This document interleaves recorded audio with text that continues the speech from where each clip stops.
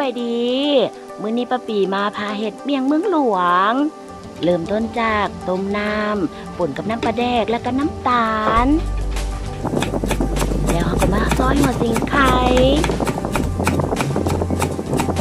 ซอยบางเท่าที่จะบางได้ แล้วก็ต่อด้วยหมักเล่นเพื่อเพิ่มรสส้มไปตัดกับเมี่ยงคำของเฮาอวดถั่วดินไม่ไหม้หอมๆหมากเทศว้าวเพิ่มรสชาติจิ๊ดจ๊าดซับเขียบหมูที่จืดมาแบบกรอบๆจากนั้นเราก็มาตำบ่มีข้าวแห้งเขาก็ตำข้าวโพดนี่แหละซื้อข้าวโพดมาแล้วก็ตำเลยโลดตำให้ละเอียดเท่าที่จะเฮ็ดได้เนาะหลังจากนั้นก็น้ำปลาแดกที่เย็นแล้วที่เราต้มไว้เมื่อกี้เอามาหดใส่เนาะผสมผสานเข้าใส่กันกับข้าวโพดที่เราตำแล้วคนให้เข้ากันคนให้ละเอียด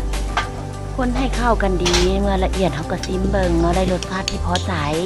เรียบร้อยเขาก็มาตักใส่ถ้วยโรยด้วยหอมบัวเขียว